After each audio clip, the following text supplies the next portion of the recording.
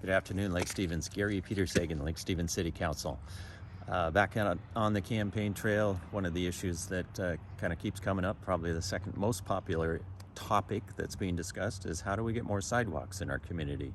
Make things a little safer for our school children, adults, seniors, and make it a little more walkable. So I came up to 113th Avenue Northeast. Kind of leads from 20th on up towards the high school there, and just taking a look around and hopefully giving some insight as to why things are the way they are, and some of the difficulties in funding things that it takes to put together sidewalks to make our community a better place. So with that, we're kind of looking down to the south here of 113th Avenue.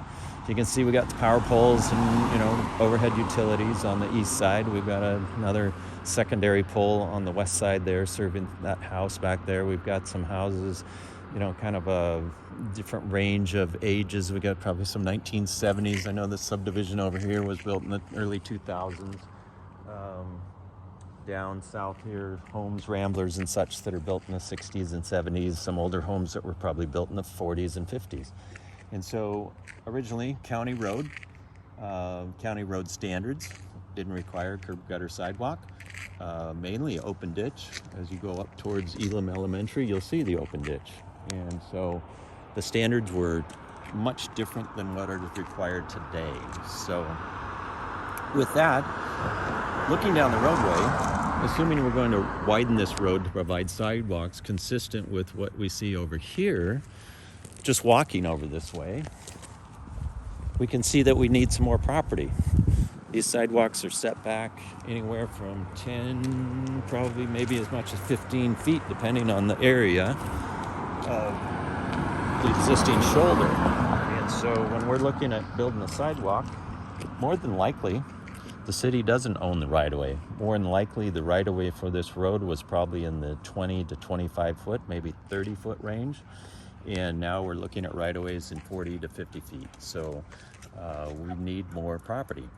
And that requires the city to purchase property if we don't have the right-of-way. So dollars involved with doing that. Sometimes property owners cooperate, sometimes they don't. And so that can be a challenge. So with that, additionally, we have utilities that are in the streets. You can see here we have a couple of catch basins. At one time, before this subdivision was built, the shoulder of the road was out here, and now it's back here. We got this extension. So this whole storm drainage system would need to be retrofitted and improved. And in addition, you've got sewer lines in here that need to be extended, water lines, gas lines as well, I see here.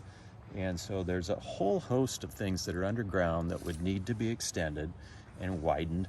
And in some cases, if this was improved in the 60s, you may have to reconstruct the main line because it's not adequate to serve what's going on. So there's a whole host of issues that need to be addressed when you talk about putting in sidewalks. It's just not a matter of getting the bulldozer out and making some area and putting down concrete. You got storm drainage issues, utilities, right-of-way issues, and then of course we have the most important, which is funding issues. How do we pay for it? And at the end of the day, sidewalks are not cheap, and so where does the revenue come from? A lot of the work that we're doing is off grants, and unfortunately the city will need to pursue grants in a more aggressive fashion to solve the problem, unless we change our economic development formulas in the city. So with that, hopefully that gives you a little insight as to why the sidewalks are where they're at. It's definitely a challenge. I'd like to see more sidewalks, but there is a cost to doing that, and a very significant cost depending on the situation on the ground. So anyway, hopefully that gives you some insight as to why things are the way they are with sidewalks. And if you have any questions, certainly feel free to give me a call. Looking, gosh sakes, we got an election coming up here November 2nd, so looking for your vote to hopefully carry forward on some of these things. And I appreciate your time today. Thank you.